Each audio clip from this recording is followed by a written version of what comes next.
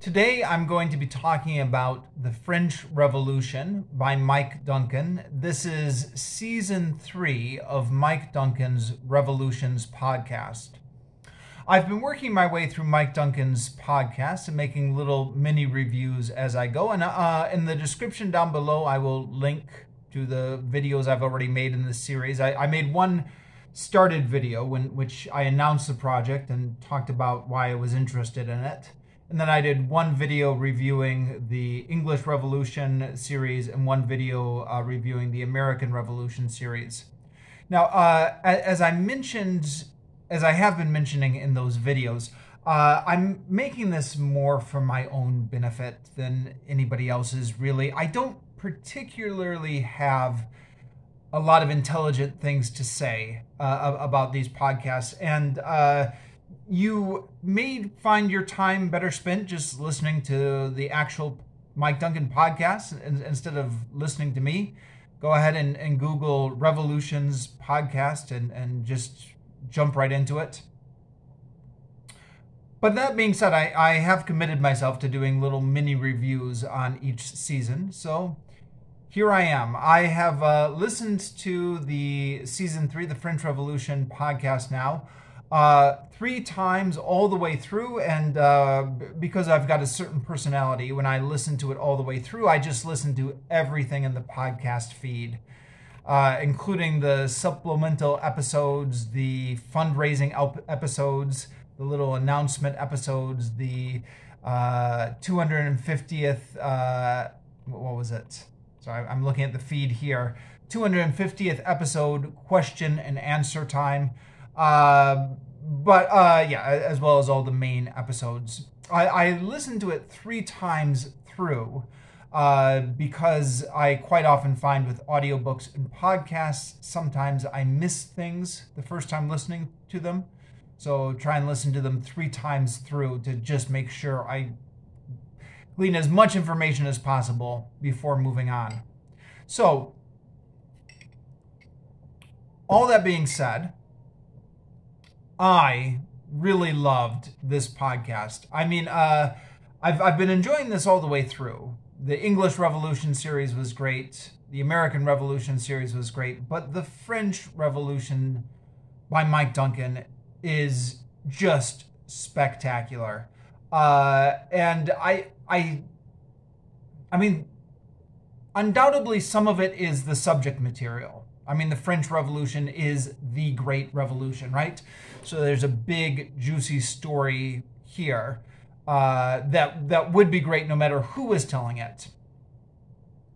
But Mike Duncan's retelling is particularly great. Now, we all know the drama of the French Revolution, right? The guillotine, the Robespierre, the Reign of Terror, Marat, Danton, all that stuff. But what makes Mike Duncan's retelling of this so great is he spends a long time before he even gets to the good stuff. I mean, we don't even get to the tennis court oath until 10 episodes in. And the episodes are about 25 to 30 minutes each. We don't get to the storming of the Bastille until 11 episodes each. So there is a lot of just kind of what would normally be boring setup, talking about the problems with the former regime, talking about the legal troubles and the financial crisis. And ordinarily, this would be something you would be like, all right, come on, hurry it up, let's get to the good stuff. But Mike Duncan just does such a great job of telling it that those early episodes, when he was going into so much detail about the background to the French Revolution, I just found really fascinating to listen to. And this was, you know, his dry humor helps a lot here. Where he's making a lot of wry jokes along the way and kind of telling it in a winking sort of manner. That helps, but he's also just really good at explaining stuff. And I just found myself hooked right from episode 1 all the way through. And yeah, of course, the French Revolution, once it gets going, is a really great story. It's also quite a complicated story with a number of different phases to it. Oh, something I forgot to mention at the beginning, but I definitely should mention, is this is the point in the podcast where Mike Duncan abandons his format of trying to do each season being 15 episodes long. That's something he had tried to stick to for the English Revolution and the American Revolution. But yeah, at the French Revolution, he just says it's going to take as long as it takes. And it ended up taking, 54 episodes to get all the way through it. 55 episodes, including the retrospective. Now, that's not counting all the supplemental episodes, although that is counting according to Mike Duncan's own numbering system. At least one episode, 330, which is just devoted to a general Q&A and is not advancing the narrative. But still, I mean, a lot of material, each episode being about 30 minutes, some a little bit over, some a little bit under. Average them out to about 30 minutes. Now, the other interesting thing is we get to the fall of Robespierre. Where was it? At episode 38. And this is, as Mike Duncan points out, where a lot of histories of the French Revolution usually end. Now, Mike Duncan goes all the way up to the coup of Brumaire. I think it's the coup of Brumaire, where Napoleon appoints himself first consul for life. There are a few different coups in here. I sometimes get them mixed up. It was the coup of Brumaire, right? One of those coups. So the years of the Directorate, which went on for a long time, all the way from 1794 to 1801, I believe. But that's something I personally knew very little about. Now, the French Revolution has long been one of my interests, so unfortunately, I'm not a voracious reader, so I've read a handful of books on it, a handful of books being, by my standards, that's sizable.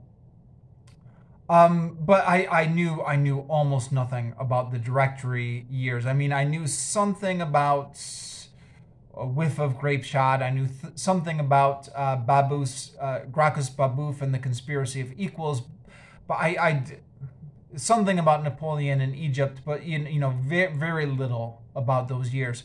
So this was really fascinating to follow Mike Duncan through this, what seemed to me to be a quite thorough history of the Directory period and chronicling its various swings back. The way Mike Duncan characterizes it is smashing down the left and then smashing down the right.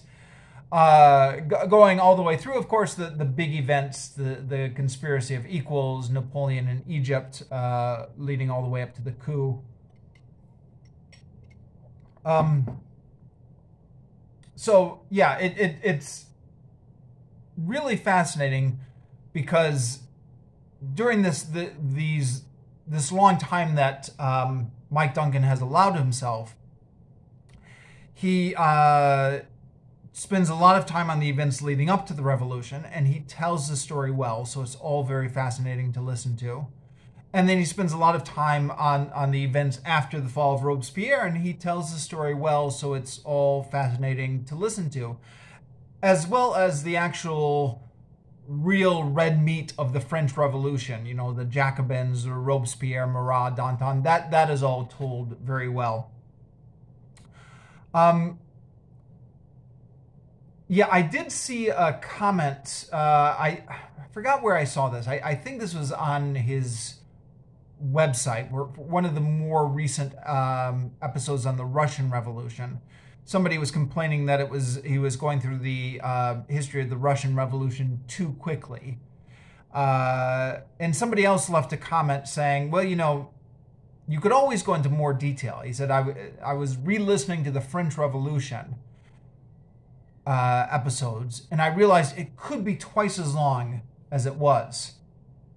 And it probably could be twice as long as it is. It could always be longer, couldn't it? So I'm a little bit hesitant to bring this up because this is what's the phrase I want to use here? The laziest criticism. The laziest criticism is to criticize somebody for the things they leave out, because you have to leave something out. You just have to. But I do wonder if it would have been better or worse had it been slightly longer. Now, I promise I won't spend too much time on this. I recognize this is a lazy criticism. But just to speculate briefly, something Mike Duncan says repeatedly throughout the podcast is he says, this individual, I've left them out of the narrative so far because too many names will just confuse things. So there are people he will talk about briefly just by way of apologizing for leaving them out of the narrative because he doesn't want to confuse his listeners with too many names. And I am totally with him on that. I mean, I barely kept track of the names he was doing as it was. Now, once you get into the famous part of the French Revolution, then I knew all those names just because those are the really famous period. But in the period leading up to the French Revolution, with all the names going in and out of that period, and then the period of the Directorate, I had a hard time remembering those names, especially because it's a podcast. So it's an audio. So you're not seeing the names written down. You can't flip backwards in the book to remind yourself of who is who. So I'm with him 100% on not introducing more names than are absolutely necessary, on limiting the scope of his characters. However, within the characters he already has, I think there are a lot more fascinating stories he could have told about those characters that he left out. So not introducing any new characters, but just expanding on those characters he already has and doing more story time with those characters would have been something that I wonder how that would have worked out. And like I said, I've read a handful of books on the French Revolution myself, and there were various scenes that Mike Duncan was portraying where I was comparing this mentally to the other books I had read. To give you just a few examples, I guess maybe the execution of Desmoulins, I believe that's how you pronounce that, and Danton. One of the books I had read, The Great Upheaval, painted a really vivid portrait of them being led out to their execution. Apparently, Desmoulins was at the breaking point, and he was kind of pleading with the crowd, saying, "Don't you remember? I was one of the first revolutionaries. I was the one who urged you to storm the Bastille." Well, Danton was steeling himself and saying, like, "Courage, Danton, courage." And so that Desmoulins, according to this portrayal, was kind of led up to the scaffold close to breaking where Danton had steeled himself. Those kind of character portraits maybe could have been integrated into it more, made it more of an interesting story.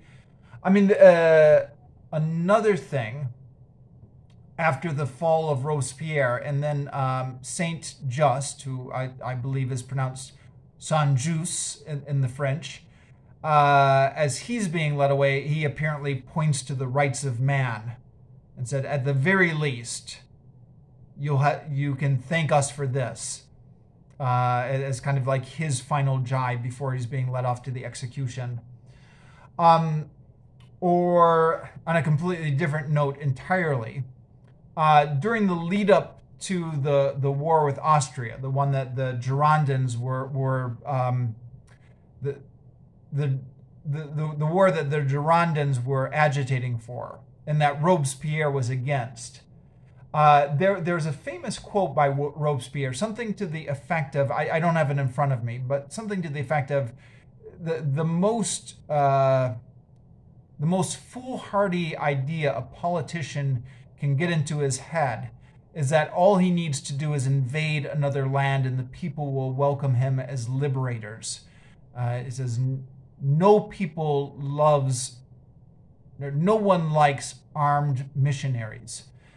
So the Girondins had this idea that they were going to spread the Republic through the war. And Robespierre said it's foolhardy to spread it at the point of the bayonet. And that quote, I think I remember seeing that quote in a few different books around the time of the Bush era invasion of Iraq and Afghanistan. That was a popular quote for historians to remind people of in books that were published around that time. And I guess if I'm going to confess my own politics, I was opposed to those wars, and I really loved that quote as like one of those great historical quotes that presages the disasters that America got herself into with the invasion of Iraq and Afghanistan. Now, I mean, Mike Duncan does mention Robespierre's objection to the war. He mentioned that, what does he say exactly? He said, when the war fever is at this high of a pitch, you've got to be somewhat crazy to try and resist it. And he said Robespierre was the one guy who was crazy enough to try and stand up against the war. And he mentioned some of Robespierre's objections.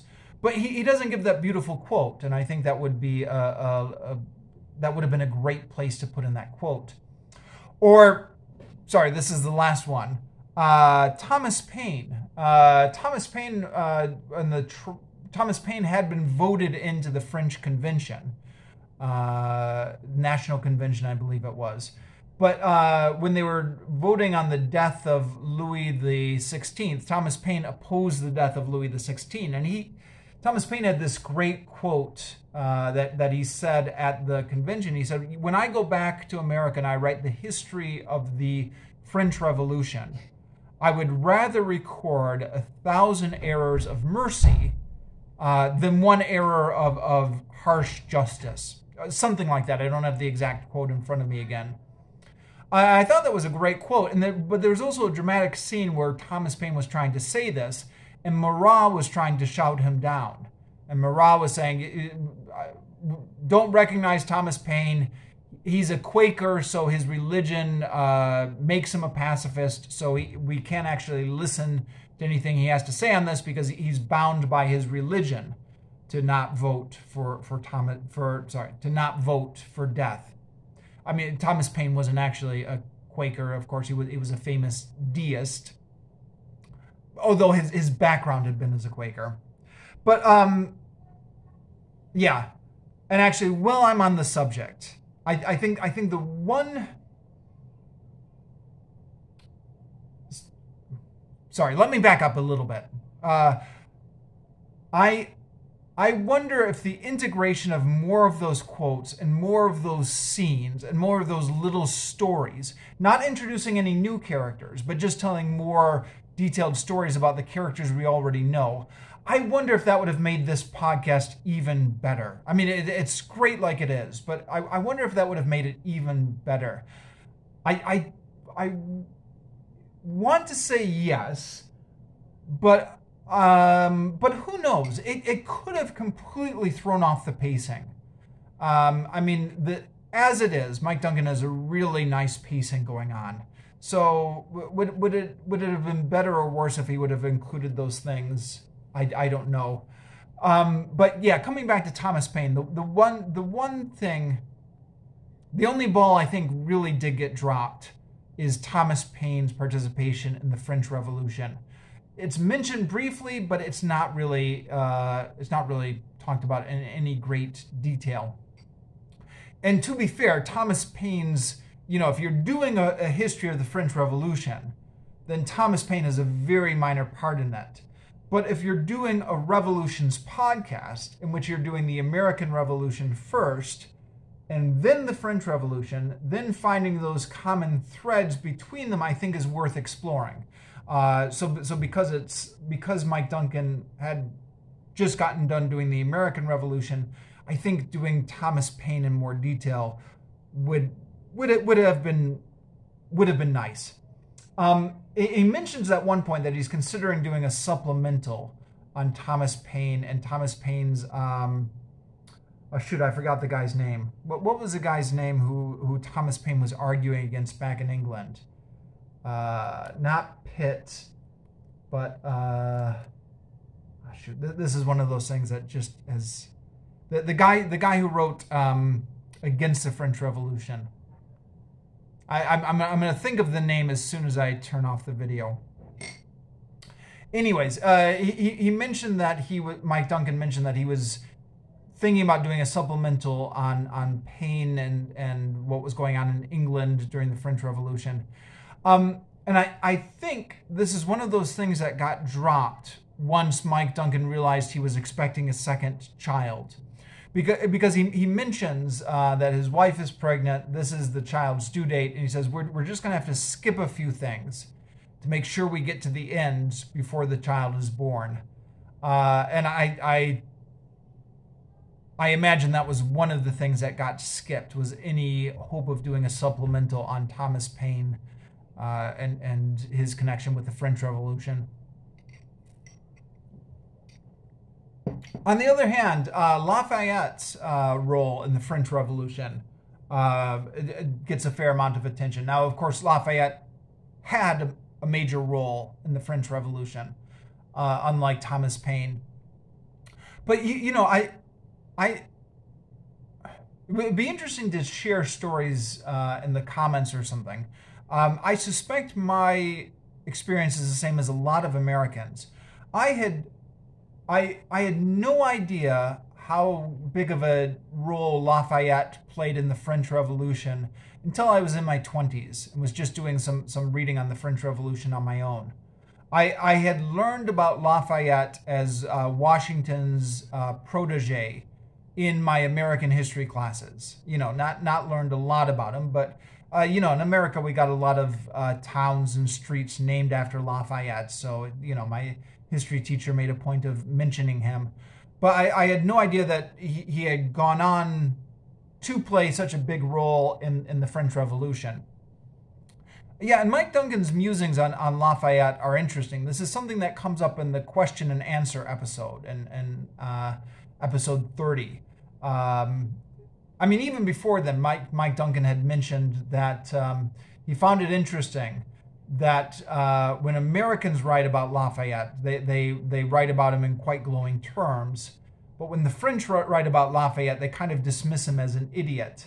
And then he mentioned this again in his question and answer, that the French view Lafayette as this idiot who thought he was going to be the center of the revolution and then just didn't understand when the revolution was leaving him behind. But he goes on to say he really likes Lafayette. And at the time he was releasing these episodes, he had absolutely no plans to write a book on Lafayette. So it's interesting to hear those now that he's got a book out on Lafayette. I haven't read that book yet, but I mean to track it down one of these days. It's on my list of books to track down. I still have to read Mike Duncan's first book, The Storm Before the Storm. Also on my list of books to track down. So, yeah. You know, I said I was only going to spend a couple minutes nitpicking the stuff he didn't leave out. I think I just talked about it for a full 15 minutes. I'm looking at the timer on my video here. Sorry. I know that's very lazy criticism.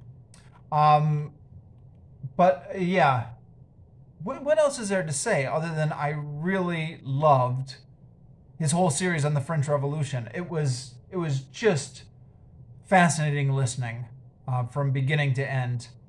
On my blog, I'll leave a link in the description down below. On my blog, I'll link in all the other books that I've read on the French Revolution over the years, or at least the ones I've read since 2006, when I started keeping track of that on my blog. There were a couple books I read in my early 20s that were before I started that book review project. Just in case anyone is interested in what my prior background going into this is, it's a handful of books. It's not much, but yeah.